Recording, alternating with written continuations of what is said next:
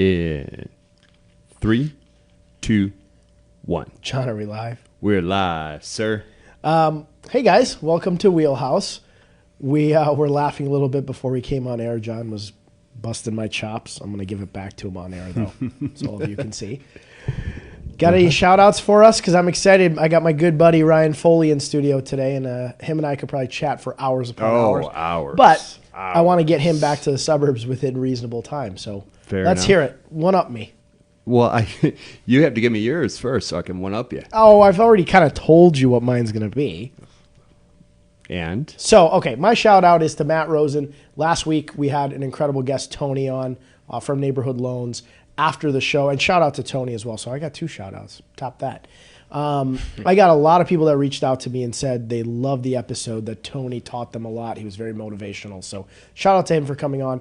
I watched it back like I do a lot of the shows, and I took a lot of clips and just rewatched them and learned stuff from Tony again. Because sometimes when I'm on the show, I'm involved in asking questions and kind of talking to our guests. Sure. And I don't sometimes appreciate being able to go back and actually benefit from everything they're teaching. So shout out to him. But Matt Rosen, who works at Neighborhood Loans, is personally doing a lot of work for me right now really, really quickly. And a lot of times I send my clients to Matt, and he takes great care of my clients. But when I'm his client now, and I really watch how much effort he puts into everything, big shout out to him. So thank you to Matt. He's a viewer of the show almost every single week. So shout outs to you, buddy. Very good. Wow. Impressive. And here you go with a really sensitive topic or story. Yeah, sort of. 2 shout outs. One real quick. Also a past guest, Sean Jacob at Yoga 2.0. I stopped over there today to run a couple ideas past him and see his place, and really sharp. Yeah. There were 2 classes going on, so I didn't get to see where everybody does the yoga, but just he showed me the locker rooms and just the entryway, and he was talking. He wanted it to be a place where people can just hang out, and boy, nailed it. It was really cool. When you said you were going to Yoga 2.0 at noon, I thought you were going to do a class when you texted me. No, I want to. I want to, but not today. I didn't. Cool. Yeah, I've seen people tagged at Sean's place. A ton. It's, once you meet somebody or you have them on the show, you're kind of heightened to everything they do. Of course. So I see a lot of people on social media tagging themselves at Yoga 2.0, and I've seen some photos. Right. I got to stop by there. It does look like it's a yoga studio at a very elegant and very high level. It does. It has a spa-like feel to it. Yeah. It's not just a sweat box. It's really very, very sharp. They did a nice job. Cool. Yep. Second, this is not somebody that I know, and actually it's not to a particular person. I did see on the news today, and here we go with the sensitive. No, you have great shout-outs. I'm busting your balls. They're always good, but they always one-up me. Well, so there was an Army veteran who passed away, Edward Carl Pearson. Lives down in Naples, Florida, and he didn't have any. He does not or did not have any family to attend his services. And Marco Rubio, senator in Florida, and several other people put out tweets about this man's service and such, and when and where the service was going to be. And almost 2,000 people showed up just to pay their respects. It was insane. It was in a great way, insane in a great way. So shout out to people taking time out of their day, out of their lives to go pay respects for somebody who served the country and is no longer with us. Awesome. It was cool. Yeah, that's very cool. Yep. Sometimes you look at social media and the power of good it does in things like this. A lot of times people poo-poo social media, but being able to get the word out quickly for a cool cause like this, and a great cause is awesome. So those are my shout-outs. That's all I got. Sorry, Matt Rosen, you just got one up really hard there, buddy. Anyways, my only guest, I was going to say my first guest, but my only guest today is Ryan Foley. He's the founder of Spyglass Inspections. He's the founder of CBA Property Management. A lot of you watching on Facebook or YouTube right now who are realtors or in the business have probably used Ryan because, in my opinion, he is the best of the best property inspector in Chicago. Thanks, Mo. Well, I've only actually used one in Chicago. I'll call you the best of the best ever anywhere. Appreciate it, buddy. Thanks for coming on. Thank you for having me. Tell me, and I actually don't know this about you because we're friends, but I don't know this. When did you start Spyglass? Spyglass is about 15 years old now. Okay. Yeah. Why did you start Spyglass? And I don't know that either. It's interesting because I have been in the construction world for about 17 years. And back when I was doing a bunch of flips, I was meeting a lot of agents along the road. And they were asking me if I did inspections. And to be quite honest, I was having so many people ask me that question. I'm like, I got to look into this because I'm passing up on opportunities. So that's basically, agents got me into the inspection field, to be honest. That's really cool. And you started 17 or 15 years ago. So you've seen a really hot market, then you've seen kind of a crappy market, and then now we're in a hot market now. Yep. How has Spyglass kind of evolved itself from early days with, I was guessing it was just probably you and a notepad? Yeah. Yeah, I mean, we've read a lot of roller coaster rides, right? Like you said, the hot market, the slow markets. But, now just social media has been a huge thing for us and growing. And we now have myself and 3 other inspectors. Those inspectors are all firemen through the city of Chicago all the way out to Waukegan. It's been a crazy ride. And starting off when you were just using a notepad and, taking a couple pictures here to full-blown inspections reports that are sent out the same day to, there's so many different video things that we put in the report. So, yeah, it's just evolved so strange, right, to see where it's at today. And I'm going to ask you to almost toot your own horn here, but and you're very popular as an inspector. I use you virtually almost exclusively if I can get you in. And your team is fantastic now. So thank you. I know a lot of times everybody wants Ryan Foley. Yes. And I would tell a lot of you, because I've had the benefit of working with your team now. Yep. You've done a very good job of training them to be very Ryan Foley-esque. And I know some stuff that I really like when you're at inspections. Sure. But what do you think sets aside you as an inspector that's constantly requested versus somebody who might not be getting requested quite as much as you do? Well, I think the big thing is our extensive background of construction, right? So it wasn't like we just went and took a test and, okay, now I'm licensed, right? We have a huge background in construction. So that benefits us in many facets of how we explain our information to everybody, right? So you could be new to the field and see a cracked beam and you're like, oh my gosh, you need a structural engineer, all this stuff. We can walk you through that process that, number one, you're not making a huge deal about a small topic that can be fixed. You're not calling in a structural engineer, paying another $800 for that guy to come in. So I would say, the biggest thing for us is the heavy construction background. And even the firemen that do inspections for us, they all come from a construction background as well. So not only construction, but fire safety, which is great. Yeah, what I was going to say, I think as a realtor really matters to me a lot is you're so good at managing the message. And I would, if another inspector's watching, I would say a lot of times, and we've had inspections that the houses are bad. We're like, hey, that's it. Right. This is not going to work.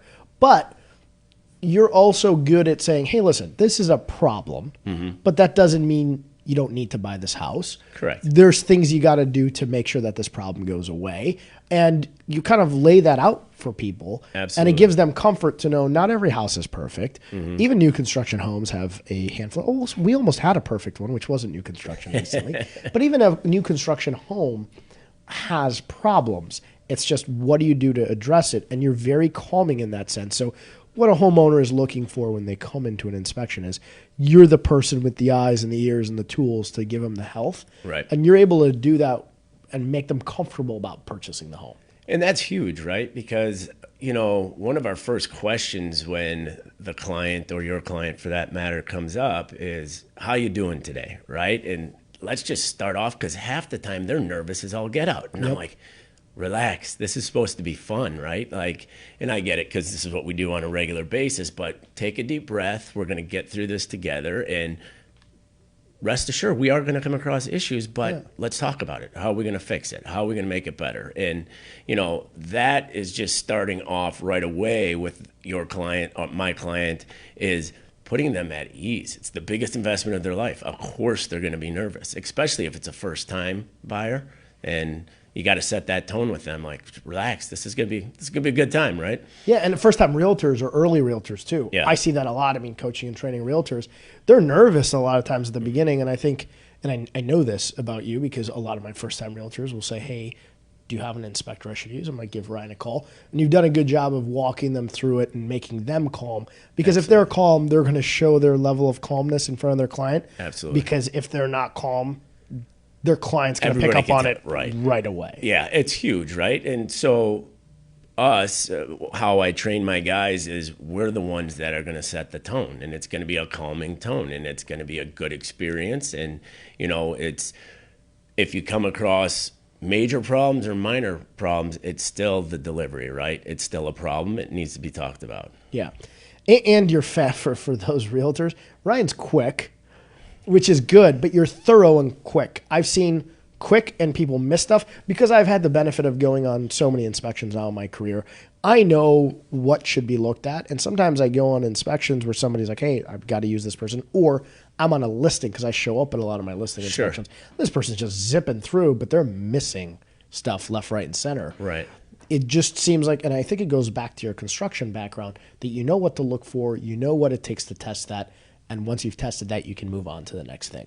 And it's huge, right? The construction end, I've been doing it for 15 years. And not to be a jerk, but you either know what you're looking at or you don't. And, you move on and you're seeing this stuff on a regular basis too, that, okay, we got an issue. Let's talk about it. Yeah. Let's move on.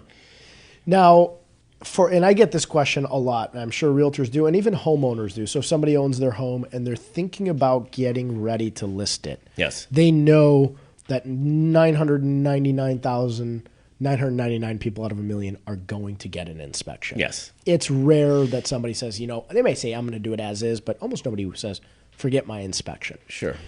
What are easy things that you think a homeowner can do or look at to get a home ready to get listed that you find that pops up a lot, but it's a simple fix?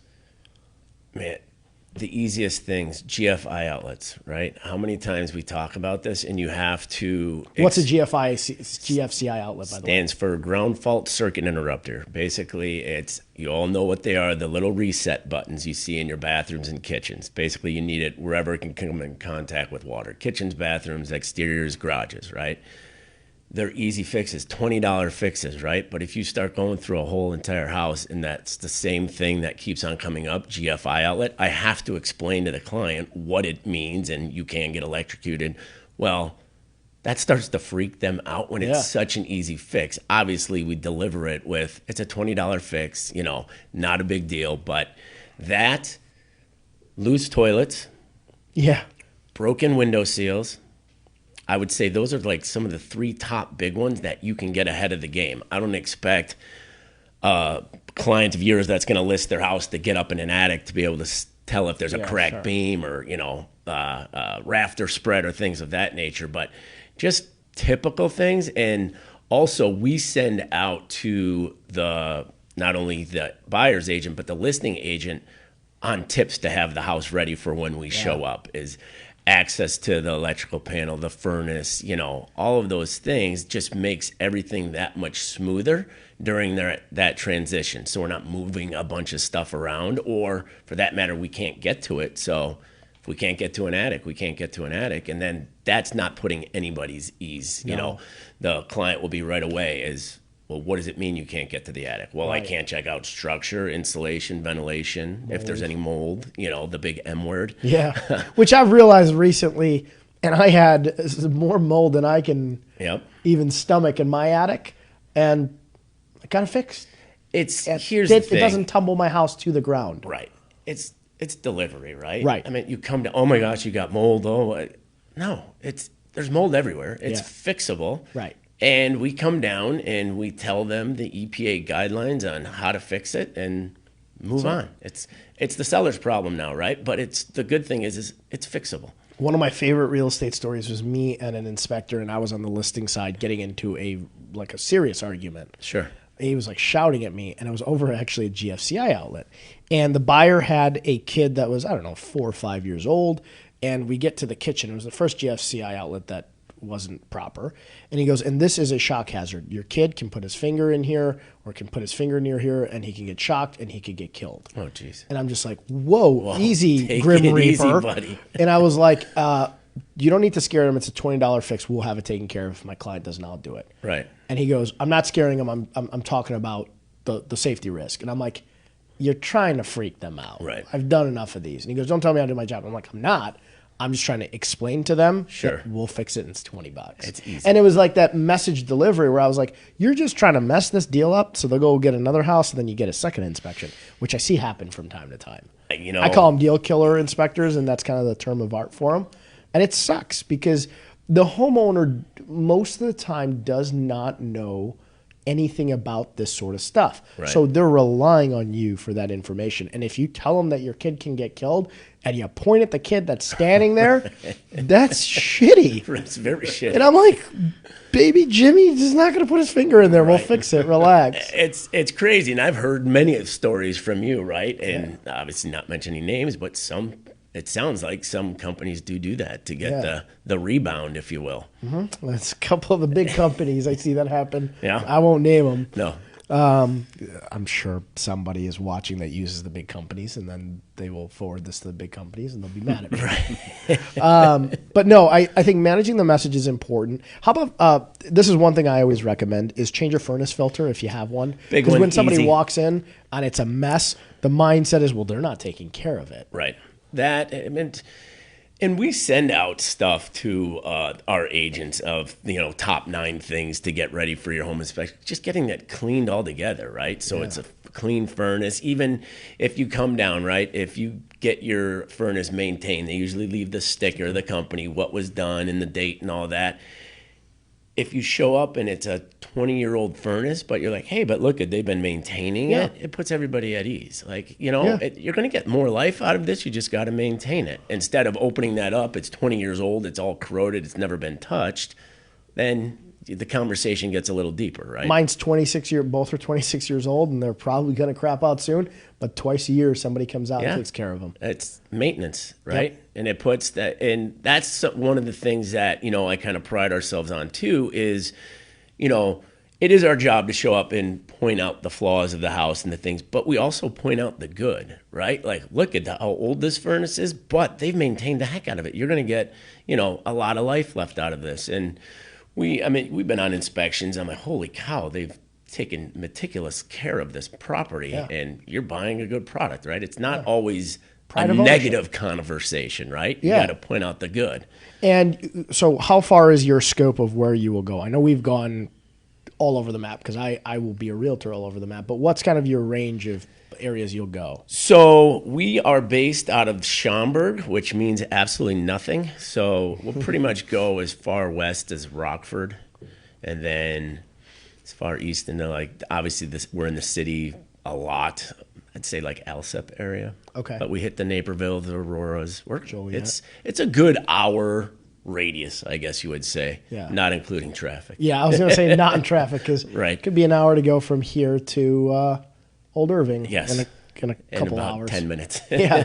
I don't think I've ever taken you as far as Rockford, but we've gone. I've been there a few times, yeah. But that's always good to know for realtors who are watching or homeowners who are watching, because I've had people who are like, hey, I got a guy who won't go out of a certain area. And I'm like, well, I got a guy that'll go most areas. Pretty much go everywhere. And with the crew on our team that make up Spyglass, we don't all live in a certain area, so one of our guys can cover something, So this is a question that pops up a lot, and I've had it asked of me, and I have my opinion of it. Before listing a property, what are your thoughts on getting a home inspection prior to listing?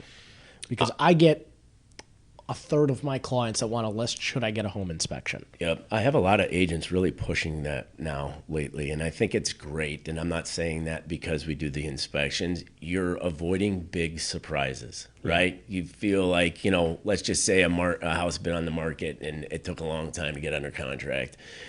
Everybody's excited. Your client's excited that they're under contract now, and then all of a sudden a big deal comes up, and it's like, oh, freaks the buyer out. And it could have been avoided, right? It could have been mold in the attic, right? Some people just don't know how to react to that, or the information wasn't delivered to the buyer the proper way. It freaks them out, right? You could have been proactive and got the remediation done, got your furnaces cleaned.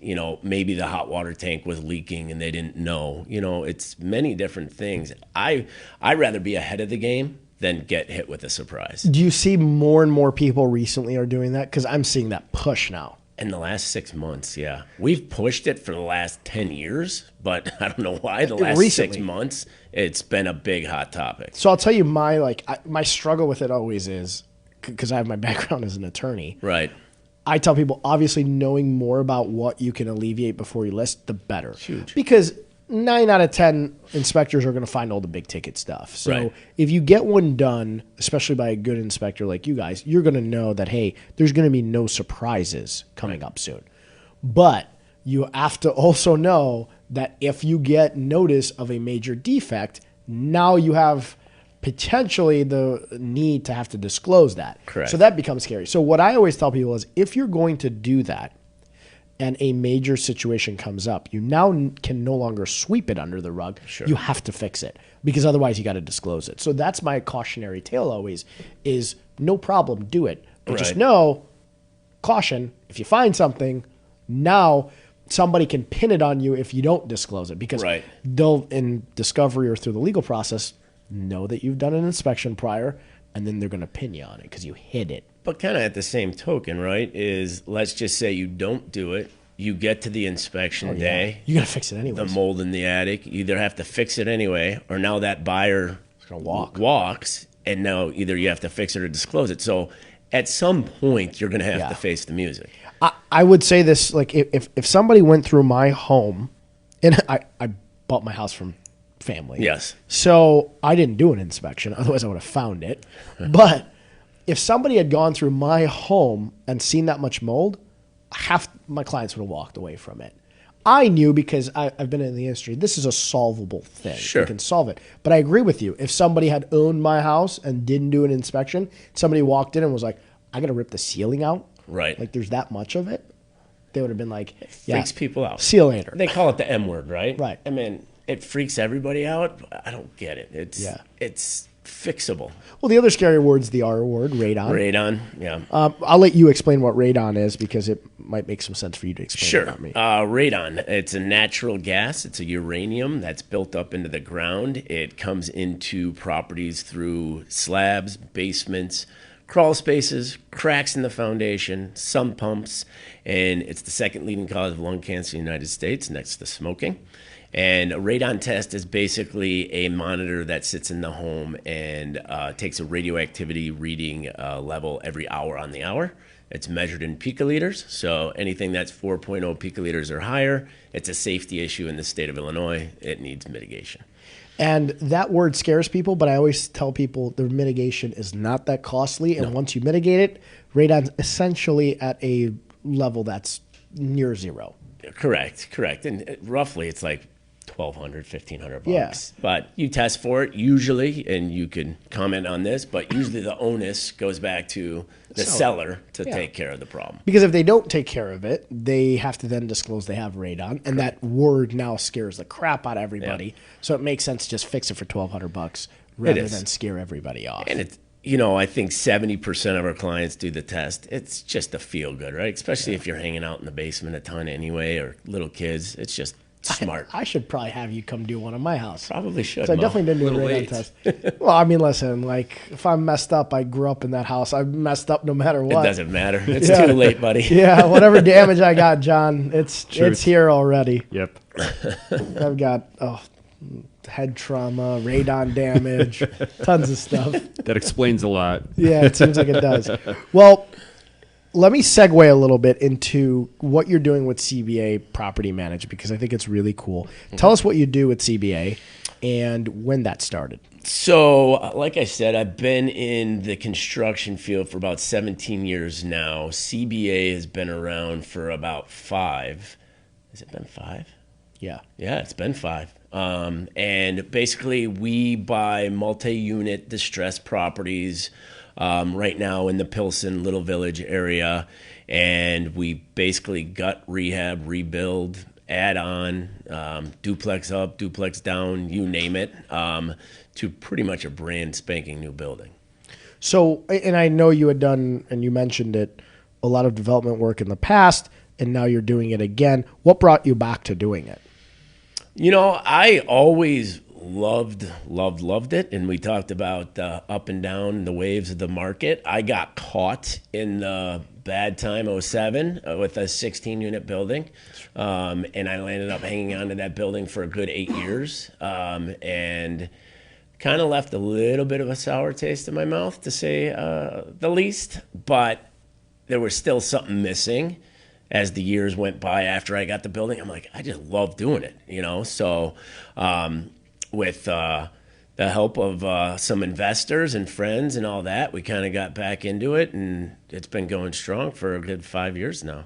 Yeah, you guys are kicking butt. And if you're on Facebook or social media, you should probably follow Ryan Spyglass, but also CBA, because what you do really well is these informational videos. And I watch them all the time. I've learned so much from you going on inspections, and I almost feel like when I go through a home now and I do a showing, I'm so much more effective as a realtor because of the value add that I've had listening to you. Excellent, thanks. But on a grand scheme of understanding what it takes to renovate or flip, your videos are very informational in a good way, but also a cautionary way. It's a lot of work. It's a ton of work, and some of it's scary work, right? When you get to some of these buildings. Oh, yeah, I've gone a couple with you. Yeah, I mean, you're not knowing half of it until you actually get to the demo stage. And, you know, some of these buildings, I mean, almost after you started peeling the onion, we probably should have just ripped them down, you know? But with myself and our crews that, you know, were capable of putting them back to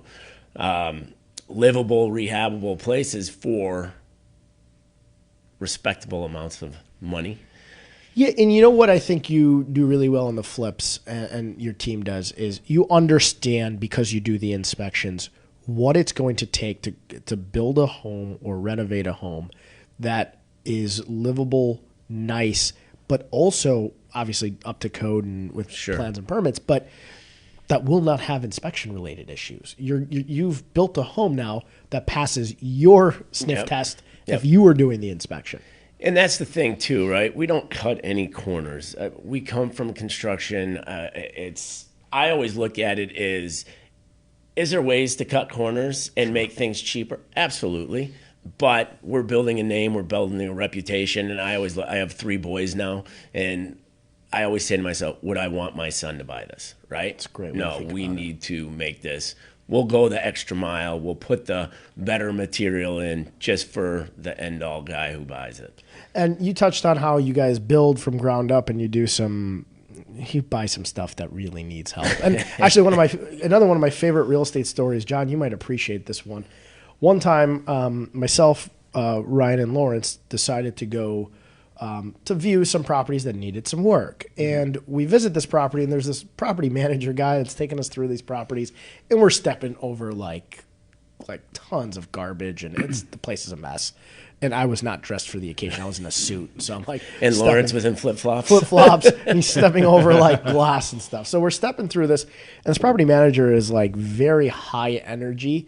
And he's like, yeah, I had to chase the other day a bunch of like squatters out of here that were homeless, and they were meth addicts. They were doing drugs in here. And I'm just like, what if they're back? We're like walking from room to room. And I'm like, send Lawrence ahead. Yeah, right. I'll stay back here in case some crazy dude with a needle comes running around the corner. And we get to a room, and there's like splatter on the wall. Oh, and yeah. we didn't buy this one, but the guy's like, you know what that is? And I'm like, I don't really want to know. He's like, well, it's blood splatter from like the like guys like shooting up. And I'm like, oh, Jesus. And I was like, get me. I'm like literally in like a nice suit. I come from court and I was like, let's get, you didn't buy that one. No, we did not. But left there. But you really do have like an interesting day-to-day trying to seek out property endeavor. And how do you do that? How do like when you're looking around, and I'm going to segue this into what somebody should or should not do as a real estate investor, what are you looking for? Man, there's so much that goes into it, right? So obviously it's all about numbers and what you feel after walking that property and really knowing. I think we've had this conversation before. If you're just getting into this, be extremely careful and start extremely small, because you need to know numbers. And when you're putting your numbers together, if it's you doing it or if it's your contractor doing it, always put on at least another 10 to 15% for the moments, right? But I try to look for it. I've bought a lot of frame buildings too, but I try to stick with brick and mortar if at all possible, right? Okay. But foundations, I'm looking at crazy amounts of foundations to see if it's stone, is it crumbling? I might have to underpin a building. And we've bought a lot of buildings that we've had to underpin, but we know that going into it and we've budgeted for it. So, you know, I think we've had many conversations about it and hear many horror stories of people getting into it thinking they've watched HGTV going, oh, I can do this. It only costs $5,000 to remodel a bathroom, and it's so deceiving, and people really buy into this. And then all of a sudden they're like, it's $20,000 for a bathroom? Obviously I'm just using that for an example, but you got to educate yourself. And if you're gonna get into it and you want to turn this into a full-time gig, start with somebody that's done it already, because I mean, I have seen it destroy people's lives. I mean, really have. You hit the nail on the head with something that I say to anybody who comes to me and says, I want to be a real estate investor, because a lot of times they don't know what kind they want to be. There's really two kinds. One who's going to buy, acquire, flip properties, or somebody who's going to buy and hold properties. Now, there's tons of ways you can flip certain properties, tons of ways you can buy, hold, and rent stuff out. But, and I'd say, what kind do you want to be? And I'd say half to 75% are like, I want to flip properties, because they've watched HGTV and they think it's fun, and they see flip or flop. And by the way, those two got divorced having to work together. So it's not as easy as you think. But there's like a glamorous, like cool factor to doing it. Oh, I'm flipping properties. But that's why I said watch Ryan's videos. If you don't know the word underpinning or what that means, you probably shouldn't start flipping properties, because you do have to go on a very small scale. And this is just me talking about the market right now in general. Things are expensive to acquire. Materials are expensive. Labor is expensive. So on a small scale, your profit margins are so small that even if you goof up by 10%, there goes everything. You don't have a profit, you have a loss. So I tell somebody, you cannot, so if like John or I have no knowledge on being somebody who flips, we can't just go buy a place, say, oh, I'm going to go hire a roofer, I'm going to go hire a window person, I'm going to go hire a flooring guy, a paint guy, this, that, because your profits are going to get swallowed somewhere inside there, and you're going to be slow, you're going to be ineffective. So either team up with somebody who knows what they're doing, like you guys, or maybe think of buying and holding, because that is an investment opportunity that your risk is a lot lower. You're buying something, and there's varieties of different things you can buy. And a self shout out to John and I's new show with Lawrence. You can catch the Off Market Show, and we'll teach you a little bit about that. But buy and hold. Plug. Shameless plug, because we can do that. But learn that. Go that route. Once you've experienced that and you understand what a building and having a building and the nuances of a building are like, then maybe in a different market, sidestep into flipping properties is my recommendation. I agree. And kind of going back to get like starting with a multi-unit or something, I would say once or twice a quarter, we're getting hit by somebody that tried to do this and is stuck. They're way in over their head. They've already spent way too much money. And now they got a building that's just demoed. And they're like, yeah, I'm out of money. I'm out of money. I need to sell it. Yeah, and I think it's, and I get that probably more than once a quarter on the legal side, or somebody just calls me knowing that I'm in real estate and says, "Hey, I'm stuck in a bad spot here. Yep. What do you recommend I do?" And I'm like, "Hey, you should have called me before you did this, but let's see what we can do." And typically the answer is you have to spend a lot of money to recoup as much as you can. So I agree with you. Don't watch HGTV and think that it's the cool, sexy thing to do. It is the cool, sexy thing to do, but you could lose a whole lot of money doing it. Yeah, and you've heard plenty of stories of that, and so have I, right? Yeah, and you got to know where your market is. You made a good point. You said right now I'm focusing on Pilsen and Little Village, and you know what you're looking at. You know your market. You know how to navigate the process of getting permits and all that good jazz. Yep. Although cumbersome here in Chicago, you understand your market. You're not jumping around from one property here, one in Rockford, then going to Joliet thing. And even as an experienced person, you're not doing that. No, and I keep all of my guys right next door to each other, right? So it's easy to get stuff done. If we need a helping hand, we're only a block away. So, yeah, I would not, if you're going to get involved, do not do a property in Chicago and one in Rockford. You'll drive yourself nuts. How many projects are you working on now? Right now, we currently have 8. Phew, Yeah. that's a lot. And It is. they're 8 two-unit plus? Yeah, so our largest is 4 units up top with 5,000 square foot commercial space on the bottom. And then our smallest right now is a 2-flat with a duplex down. So 8 projects, but lots of units. Yes. So yes. that's when you hear 8 projects, sometimes it could be 8 condos, but you guys are talking Yeah, we're 30 talking. some odd units. Correct. That's a lot of work. And when you mix that in with the Spyglass inspection side of stuff, you are all over the damn map. How are. do you manage your time? Because your driving range is huge. It is. It's nuts. Well, once again, right, kind of going back to Spyglass, it's not just me. Right. Right. So we got a good staff on board there.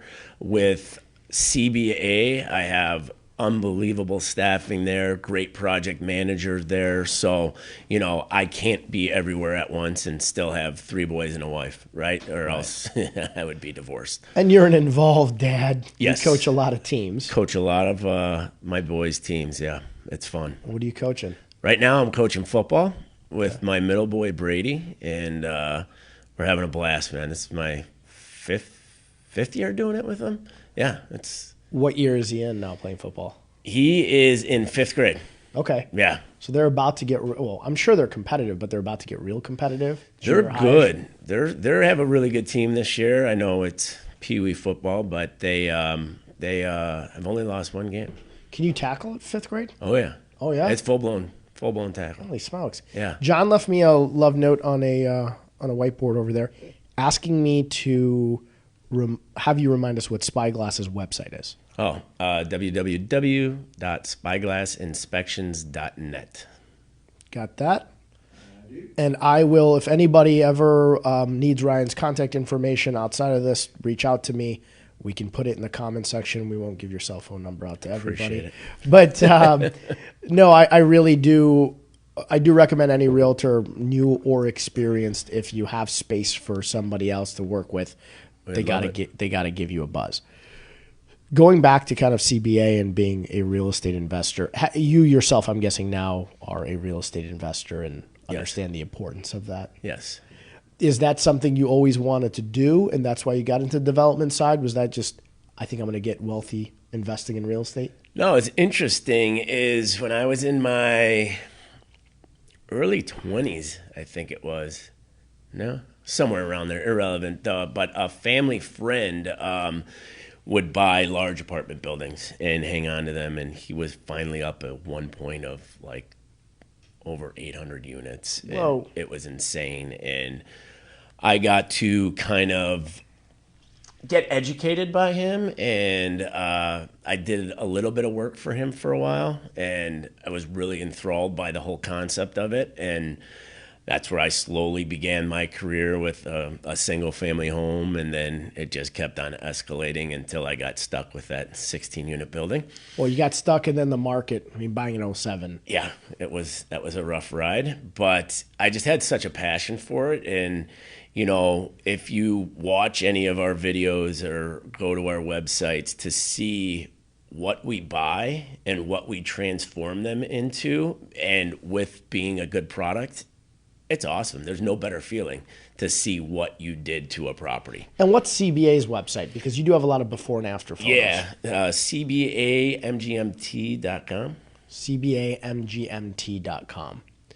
Yeah, there's a lot of, and I've I've CBA property MGMT.com. you're gonna send somebody. We could put it in the comment We'll section. put it You're up. gonna I'll send somebody to some random spam site Yeah. right now.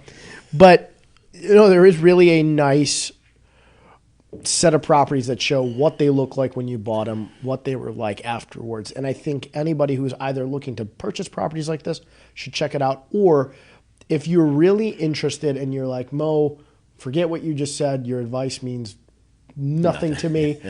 I want to be that HGTV guy. I want to do this. I really suggest you go take a look at what it takes to take a property that needs a lot of work to a finished product.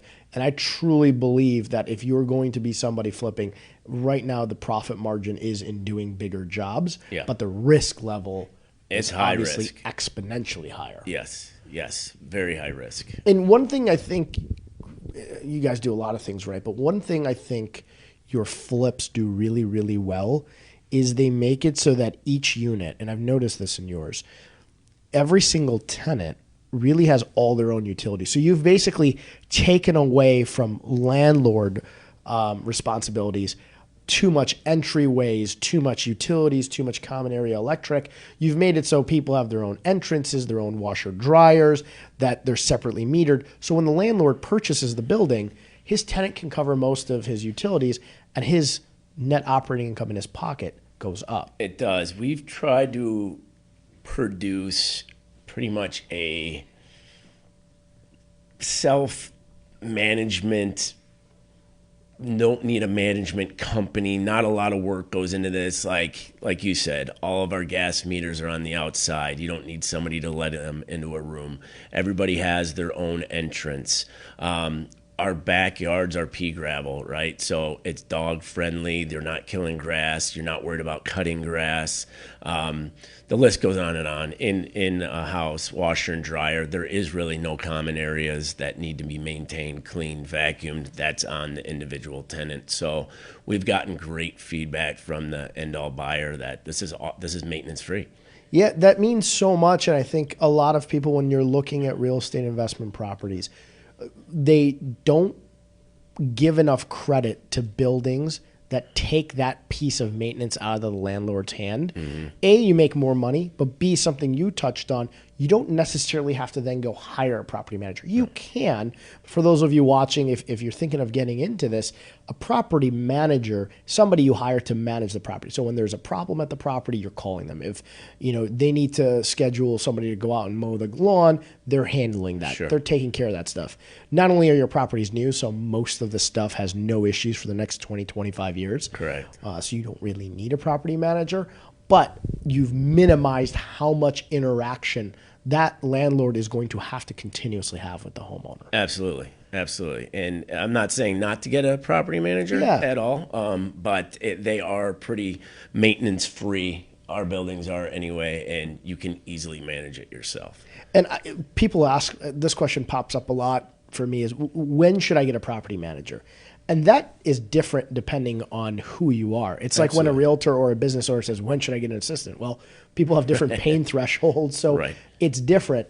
I think it depends on the property you buy. It depends on your level of free time, obviously. If you're a busy guy who works 80 hours a week, you might not have the stomach for more than one building, even if it's very minimal management. So I think it depends on who you are. Yeah. But I think if you have somewhere between 4 to 10 units, and they're in, if you start to get past that number, you might want to then get property manager. If you have 2 buildings that are smaller, I think you're fine. Once you start to get multiple buildings, your time has a value to it. Absolutely. And having somebody else take care of that then starts to make some sense. I think you've said something extremely important. It's your threshold, but also if you're working an 80-hour work week and you're not getting back to your tenants, now you got a whole nother problem on your hand, right? So especially in Chicago.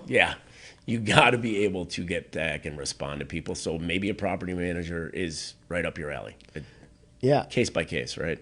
And if you need them, we know some. But you've touched a couple times on, and you've given credit to your team. I think one of the things that your group does really well is you have a really good team in place that allows the people who need to do the things they need to do to get the property to the finish line effectively, do a really good job of doing that. They do, I mean, there's always bumps along the road, but I think we've overcome a lot of those in the years that we've been doing this. And don't get me wrong, it's not no problems happening. I mean, there's always something happening on a daily basis, but you're 100% correct. We have a good team in place that doesn't necessarily need their hand held every single moment of the day. So you are very go from very early in the morning to whenever you have to now go and coach, which is sometimes in the late afternoon, early evenings. Yep. Are you kind of an early riser? It depends on the time of year, but yeah. I'm usually up pretty early. I try to get my day situated. I try to get the workout in the morning before the day starts, because if I try to get it done in the middle of the day, it usually does not happen. Right. But yeah, I'd say I'm a pretty early riser, and we pretty much start all from 6 in the morning till 10, 11 at night. I give you a lot of props already on the show, but one more other thing I'm going to add is you're at inspections early, which I appreciate. I'm always 5 minutes late to everything. Right. John's going to chuck. He's like 5. He's like 10. But I try to get to my inspections relatively on time. What's really nice is being back to back with a lot of what I do, and I'm done with the inspection, I have to go somewhere else typically right away. You've already knocked out usually the exterior. You get there ahead of time. You've taken a look at the stuff that doesn't require me or an agent to get you in, and then you go over that. So you're always early, which a lot of people are not. They just show up at the same time, and now they're starting the outside, and I'm inside, and the buyer, like we said, is nervous, and that takes extra half hour, 40 minutes. It's all about flow, right? I mean, you always hear the comment, if you're 5 minutes late or early or late, whatever that saying is. But our motto is, if you're not a half hour early, you're already late. Okay. That outside needs to be done. I don't live by that motto personally. But it's because we're working to make it the most smoothest transition possible for everybody. My motto is, if you're 5 minutes late, you're on time. Right. Listen, my thing is, you drive a lot. You probably drive more than I do, but I log about 30,000 miles a year. Mm-hmm. So if you have a packed day and you have about 30,000 miles of driving to do a year, I am stuck at a light now. By the way, when I lived in the city, I'd never had railroad track headaches. There's a couple times recently where I'm in the suburbs, I'm like, maybe I hate the suburbs driving more than the city. Because you get stuck at a cargo train and you're like, oh, well, shit. Right. There's 10 minutes, 15 minutes. Right. And I'm barely on time ever. So I hate cargo trains. But I really do appreciate that you're always early, and not just you, your staff is always early, and the exteriors are always done every single time. So when Ryan's not running from CBA to Spyglass to football practices, what do you guys do when you're just relaxing, R&R? Family and friends, right? I mean, for how much we're running, and once you get that Saturday, if the stars align and you can hang out with family and friends, it's awesome. And we're upon a huge season for my boys, lacrosse. We've had many talks about sports, but I just love the lacrosse season. I love just seeing them out on the lacrosse field. It's something about it. They travel for lacrosse quite a bit, right? Quite a bit, yeah.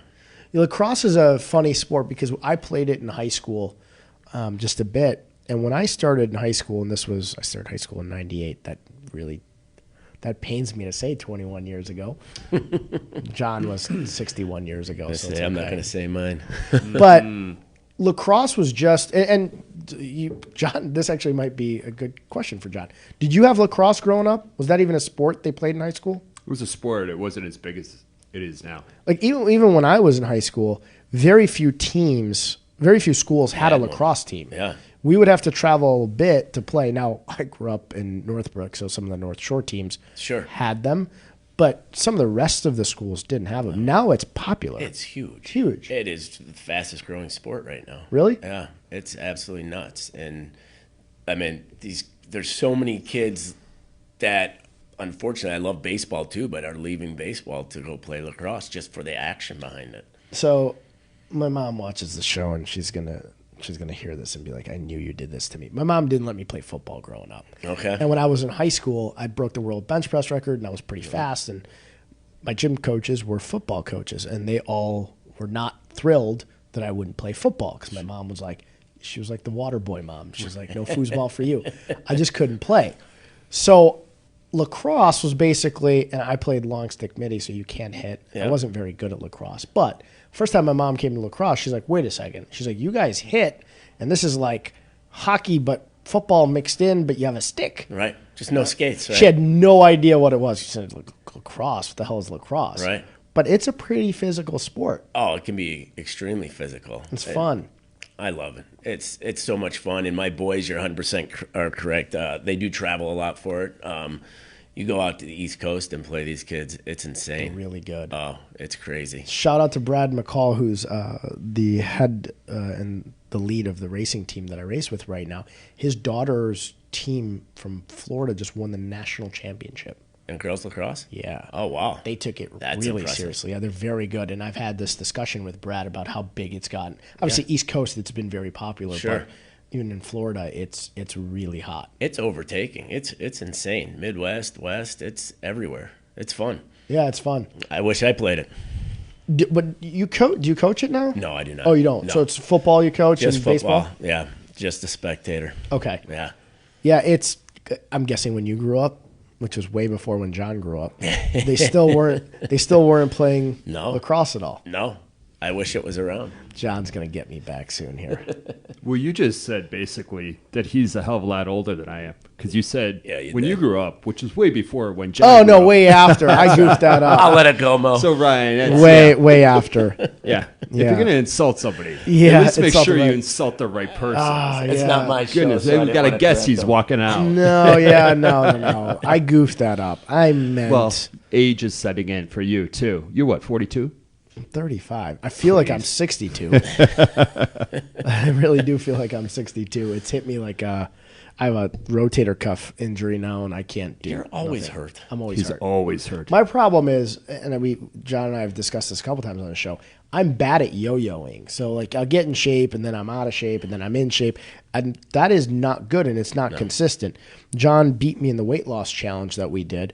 Did you? And, yeah, he's Nice. literally one of the only people that ever beats Yeah, me. usually Because you you take see that. me, you Yeah. see me throughout the I phases do. when I'm at inspections, and Ryan sees me. I've got my water jug, and I'm Yeah. like Yep. trimming Yeah. down. He beat me. Nice. And John's a very competitive guy, and good for him for beating me. But he's done a far better job of maintaining his shape tough. than I have. Yeah. That is tough. Well, I mean, you run a crazy day every day too. It's tough. Not a good excuse though. No, but you got to just find that pattern. You find it, but you always fall off of it. Yeah, I mean that's the crappy thing is I'm live it in extremes. Yeah. So if you tell me, hey, in 8 weeks you got to do something, I will die trying to do it. The triathlon. The triathlon. That was a impressive. stupid idea. That was Lawrence's idea. And he pawns that off his mind. He said it on my birthday. He goes, buddy, I think that was your idea. I'm like, listen to me. Never, ever did I lay down in Tahiti and perk up and say, hey, I think it'd be a great idea to jump off of Alcatraz, swim to shore, and do a triathlon. You guys are nuts. The guy who runs marathons every other weekend and does triathlons every other weekend, that's something normally he would come up with, not me. No, it's impressive what he does, though. That's nuts. He's He's a superhero. yes, he is. He's just nuts. But I definitely wasn't my idea, although he pawns it off as my idea all the time. He's like, buddy, you came up with that. I'm like, no, there's no way I did. I could not. I hear you talk all the time, every single week. I could not see or hear those words falling out of your mouth. Right. It You just guys doesn't both know sound me. like doesn't sound like you. Do you think I'm laying on a beach on vacation and then all of a sudden I'm like, hey, you know, I have a bright idea. Right. I'm a terrible swimmer. I got short running legs and I have a bike that I haven't rode in 12 years. But here's a bright idea. Here's what we're gonna do. Let's not just do the Chicago triathlon. No. Right. Let's do the Depends Alcatraz. on how much Shark tequila infested you water. had in you. It was early in the day, not enough tequila. But that's true. If you infuse me with enough tequila, I might come up with a random idea. Well, it was actually Ryan was at the wedding and that trip, and we Yeah. really had a blast in Tahiti. That was fun. I was going to ask you what one of your favorite vacation spots is because I always do that, but I'm guessing it's That's hands down. Probably I mean, Tahiti. you can't compare anything to that. The beauty was, and I've never been to Hawaii. I'm gonna go soon. Cause shout out to John too. Is that vacation package still available? It is. There's a vacation package that you can get. Here's another shameless plug through Hilton Grand Vacations for $699 for 6 nights in Hawaii, and that's not per person. That is for 4 people, and you can get it for $899 for $9.99. $9.99, 2-bedroom, 6 people. Full suite, up to 8 people. Up to 8 people. Yep. Wow, that's Yeah, impressive. it's really inexpensive. That's really cool. It's a crazy deal. So I might have to go to Hawaii, but everybody compared Hawaii to Tahiti as a Hawaii on steroids. Oh, yeah, I've been to Hawaii, and Tahiti kicked its butt. Although the flight sucks. That part was miserable, but everything else, it made worthwhile. Yeah. Right? I think you and I both had a really bad experience flying there and back. Yeah, we did. I mean, we had a great experience there. Yes. But flying there and back was tough. It's a long flight. Don't take Air Tahiti if you go. It's a coach bus with wings on it. It literally is. And they're the nicest people. Like, They are. Tahitians are like, they're almost Samoan looking, and they're very friendly culture. And you get on, and the first thing I asked is, and the travel agent that helped me out was a dirty liar because she told me it was new planes and these are great. And I get on, and the first thing I No ask Wi-Fi. is, it's 9 hours. So I said, hey, I'm going to get some work done. Who's your Wi-Fi provider? Sir, we have no Wi-Fi. These are old planes. When we get new planes, we get Wi-Fi. And I was like, wait, what did you just say to me? Right. There's no Wi-Fi at all? And No. I get in, and the seat is just narrow enough to fit your body. Yeah, I don't remember. I was sick flying out there. Yeah. And it was a massive airplane. Yeah, huge. I was lucky enough to be surrounded by the partiers. This was, what was that? My flight was like 11 o'clock at night. Yeah. And these guys stayed up and drank and had their lights on till like 4 in the morning. Well, I had a woman next to me that was afraid of flying. Oh, gee. And she was. That's right. She was like, Tahitians, like Samoans, are big people. Oh, gosh, I'm yeah. not saying fat. They're just big. just Like they're big. like the Rock. Yeah. Like, even the women are Big. Most of them were big. So she's sitting next to me. She's basically filling into my seat. And every time the plane hit any turbulence, like the middle, or Tahiti would hate this, but the middle, like, what is it? The luggage compartment up top? Is that what they call it? Yeah. Every time it would hit turbulence, it would just shake violently above you. And she would freak out and she would pray. But her praying meant she would throw her hands up like this into my seat. So, like, her arm is, like, across my chest. And I'm looking at her like, Christ, stop it. I'm here. I'm here. You But see she me, was right? deathly afraid of flying. She was in No, my that's seat. nuts. So finally I got up, and the plane was huge. So me, Lawrence, and Lawrence's dad just stood up for about 2.5 hours in between where they were taking the food and stuff. Oh, you And we guys just- are all on the same flight? We're on the same I flight. didn't know that. So we just hung out for 2.5 hours just standing and talking. I think the flight attendants were like, you guys should probably need to go back to the seat. Right. But they just kind of let us stand there. Right. But it was don't fly Air Tahiti. Yeah, But that beautiful. was- You should go. Because you get But not on Air Tahiti. No, because you can fly out of San Francisco now using United or American or some big company. It's the travel planner that booked us on a flight that I'm guessing she probably got bigger perks. Right. Yep. Yep. I don't know how that whole world works. I just made a very loose guesstimate as to what travel agents do, but that. So after this, I'm assuming Air Tahiti will not be a sponsor of our show. Of WheelHouse, anytime soon. if they're listening currently right now, definitely not. We do have a comment from Lawrence. It won't let me press to see more. Oh, it did. Great show, guys, but I still maintain that you wanted a, quote, hard goal and recommend Alcatraz to motivate you. And recommended Alcatraz Triathlon to motivate you. No, I didn't. There's no way. You're a liar, LD. We have no video evidence. There is not a single person that has ever heard the story that believes that I came up I with that. honestly, I don't believe it either. So No. And I didn't drink that much tequila the first 2 days. It was towards first the end two. Yeah, the first towards two. the end of the trip that starts I- building up, right? Right. Well, I was there by myself. Oh. So how Tahiti works? No. So the island of Moorea has no bars. So I had a blast because obviously we had a lot of people that I was very close to there. But I got there, and the island of Moorea, which is a ferry ride away from Tahiti, they outlawed bars. And I'm paraphrasing something that the guy who drove the golf cart to get me from the front desk to my room told me. He basically said that there was a lot of fights. Like, I guess it's like a fighting culture, almost like Samoans in a way. Yeah. And there was a lot of fights at local bars. So tourism was being affected. And that island, because you can have bars on Tahiti, but the island of Moorea outlawed bars.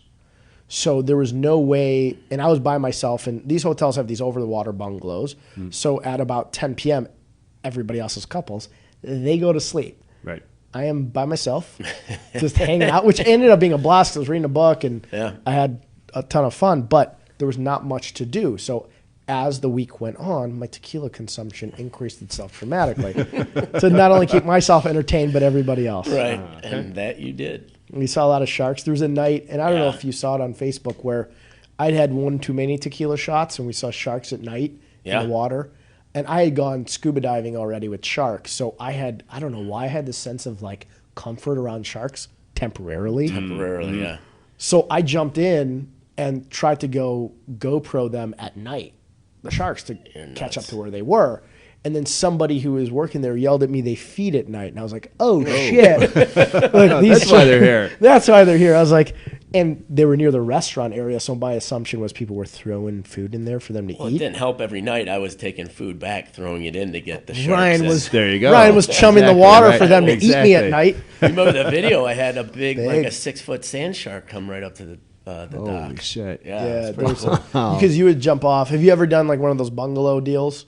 Where, like, I know you kind what of that- get yeah, off. yeah. So it's cool because you just go off of a set of stairs, and especially in Tahiti, the coral is insane. beautiful. So in the morning, I'm not a big breakfast guy, but I would try to have breakfast, but I would take all the bread I could, like a weird what I would hoarder. do. I was like taking as much of it as I could like fit in my hands, Right. And then I would go and jump in the water, and I would hold out bread, and you'd have fish, and I have a video on Instagram of all these fish just trying to eat out of your was hands. crazy. But it was insane. It was right outside of your bedroom, which is so cool. And then Very sharks good. would come up. Well, that one day, that was cool when we did that. Yeah. So, Oh, swimming with the sharks and the stingray. that was crazy. Yeah, that was very, very cool. So Tahiti is your favorite. Yes, by far. By And far. Used to be Aruba, but now Tahiti. I've never been to Aruba. Aruba's great. John, you got a deal for Aruba? I have not. I haven't been there either. I've heard good things. I want to go Aruba and just one other. It'll come to me, but Grand Cayman? Aruba's yeah, great. thank you. Thank you. Yeah. Big fan. Grand Cayman is, if you've ever been there, and I stopped on a cruise there one time, it's crazy the amount of wealth. So, like, Bill Gates has a house. Sylvester Stallone's house is next to Bill Gates. And you drive out, Really? like, on a boat, and you see these just massive compounds on the water with these, I mean, I don't know, they're probably $30 million houses out plus. there. And it was funny because the guide was telling us whose homes that was. They were. And they're like, oh, that one's Bill Gates's. And I was like, wait, somebody's got a bigger house than Bill Gates? And it was Stallone. Stallone kidding. built a bigger house in Grand Cayman than Gates That's had. nuts. Wow. Which is kind of cool. That's Yeah. crazy. Good Crazy. old Rocky. Adrian. But thank you for coming on. Thanks for having me. Actually, I missed it because John's going to look at me and say, you missed it. I need a tip for entrepreneurs. Oh.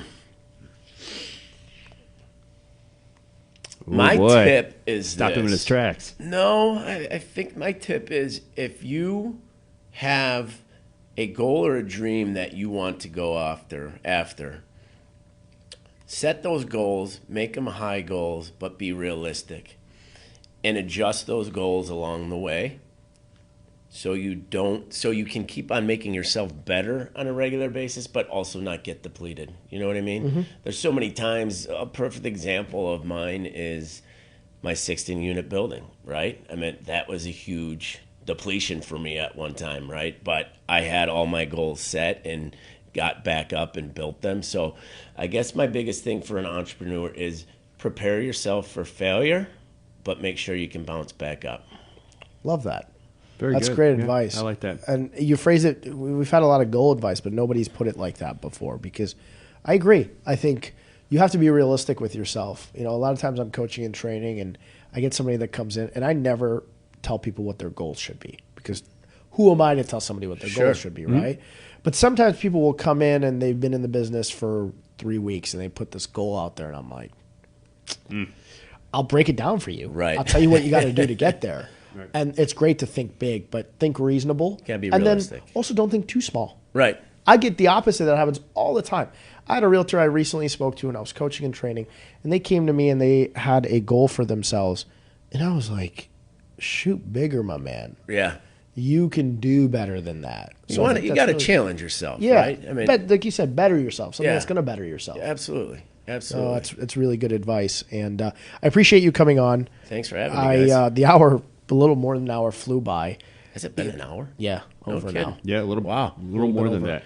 If you guys are looking for a inspector, I highly, highly recommend. You've heard me kind of gloat all show long about how amazing Ryan has been, and I don't just mean it because he's a friend of mine. I take my business very seriously. I just genuinely think you're the best at it. Thank you. And your ability to effectively, like we said, go through an inspection, find something that is right or wrong, and voice that to the person in the right manner, in the calming manner, is almost unlike anybody else I've ever seen in the business. And I mean Thank that. you. So Thank you very appreciate much. you coming on. And check out CBA Property Management. I just wanted real quick. I'm going to throw it up there. So when we asked about the website for CBA, it is in fact CBA Property Management, mgmt.com. So I've got it up on the screen. Thank you. I left You're the very property welcome. out of there. Absolutely. Yeah, Absolutely. we're going to have to go on and actually try to go to the other website and see if it takes us someplace magical. But in the meantime, so next week we have a gentleman named Christopher Bowles, and he is with the American Cancer Society. Maggie and I were out one night, and we started talking with him. He was doing some fundraising work, and real nice guy. Just started talking with them, and he has a lot of people that run the marathon and raise money for ACS. And so made mention about the show, and he and I kept in contact. The marathon is a week from Sunday, so I said, hey, it'd be great to have you on the Wednesday prior. And so not only are we doing that, but he and I, through the course of time and conversations, I said, do you have anybody who's going to be running? And he said, we have several, and talked about the entrepreneurial spirit and C-suite executive experience. And so we have Meg, I hope I don't butcher this, Meg Luthen. She is with United Healthcare. She is a very, very established runner. She can tell you about some of the things that she's done in her past, but she's going to be raising a lot of money for ACS. So it's going to be a very marathon and ACS, American Cancer Society, focused show. It's Awesome. going to be, I'm excited to try to get some people to raise some money. We've done a good job We collectively, you and I, when we have people on with charities I to believe, try yeah. within the show to raise some money. So next week when you guys tune in, it's obviously going to be for an incredible cause. oh, absolutely. There's not a single person that is probably listening that at some point doesn't know somebody who's dealt Exactly. with cancer. Exactly. So I know the American Cancer Society and I think the American Heart Association are the two largest medical associations out there. So Correct. I'm excited to chat with him, and also feel very out of shape when I have to talk to people running know- the marathon a week later. Thanks, buddy. I have friends that are running it, and running's just never been a thing of mine. I'll do a lot of different stuff, stairs and everything, but I much respect to these people. And Maggie's a great runner. She's not running the marathon, but she can run mile after mile. That's just not me. I can run mile after mile till about 5 miles, and then You know what? I have a that's couple friends respectable. running it. Michael in our office, who is new with us, he's running it, and he just started training for it, but he is an athletic Oh, wow, freak. really? He's like, yeah, I haven't been running, but I'm running a marathon to help a friend of his Yeah. who's Oh, running it, really? like running with him. Yeah, I'm yeah. like, wait, you're not training? He's like, no, I'm going to start like now. And I was like, Has he ever ran one before? I don't think so. I don't know. He's an athletic model. Yeah, yeah. He's a gifted athlete as himself. Okay. And he's young and in great shape. But I say this all the time when people talk about running a marathon. I'm like, do you know the first person who did it fell to his death when he got to that distance? It was to announce that the Battle of Marathon was happening. So he realized that Yeah. the war was coming. Ran 26.2 miles. Where he dropped dead, they measured that distance to where he started, and that's absolutely a true. marathon. Yep. So That's if, crazy. generally speaking, somebody who's running to warn someone of impeding death and harm would fall to their death running that distance, it's not a distance I really want to try That's to run. nuts. It is not. So I have very short legs. So I, in my head, told myself that it makes it so that I have to run even longer, more steps. You have to take 2 steps for every Yeah. normal person's one step. Yeah, like so it's for me you're and running you. 52 miles. Exactly. So all I got to do is run a half marathon, and then I can put a Boom, you're sticker done. on the Yeah. back of my car that says Love it. 26.2. The other day I had an Instagram post before we go where there was somebody that had a 13.2 and then 26.4. Yeah, 13.1 and 26.2. Right. They had both stickers on the back of their car. So I made an Instagram story post that said, "Gee, we know you're a runner, relax," or something. And I got hate inbox messages from runners. They're like, "Well, they're just like talking about their accomplishments and don't poo-poo their accomplishments." And I'm like, Jesus Christ. You're a big poo-pooer. Yeah, I was like, they didn't use those words. Those are mine. But don't shit on other people's accomplishments was more like it. But Right. to all you runners who are running it, kudos to you because Yep. that is not an easy task. I concur excited for 100%. next I'm going to week. put that graphic back up with Christopher Bowles and Meg Luthen as our guest for next week. Fantastic. That is all I have. Me too. How about you, sir? That's it. We'll see you next week, Wednesday at 3 o'clock. I'm excited. In 3, 2, 1.